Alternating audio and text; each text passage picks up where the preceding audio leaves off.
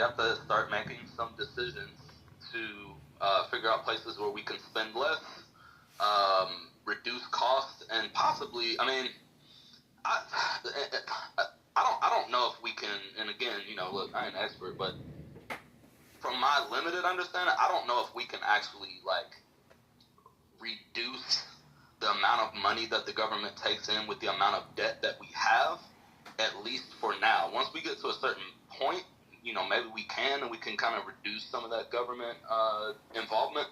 I don't know if we can do that now, though.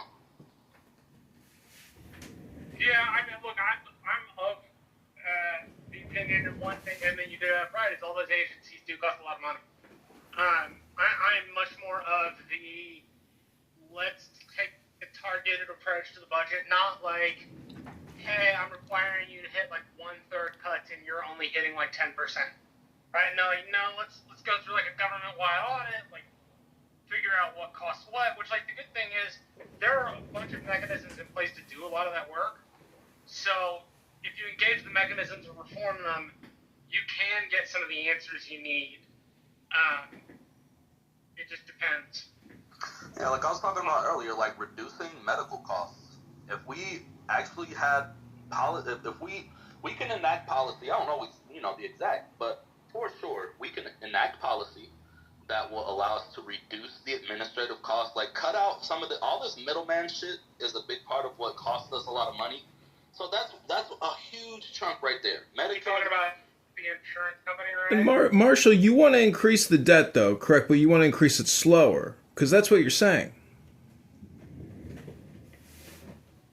I mean, if you're pinning me down to something, yes, but for a totally different reason than you actually think.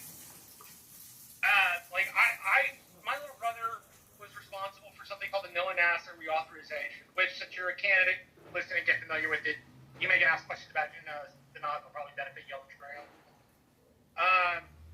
But he had to do the reauthorization of the National Oceanographic and Atmospheric Service. And they had a couple of problems that were wrong. One, they bought Dell computers. And Dell computers were, essentially obsolete in a year or 2 years. And then the government would buy more Dell computers. Well, in the law he wrote, they got computing space, and they leased computers so they get the newest version. The federal government was updated.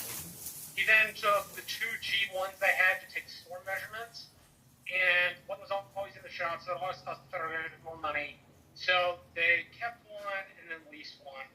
Bought a Predator with the excess to go in and take storm measurements inside of tornadoes and hurricanes and shit.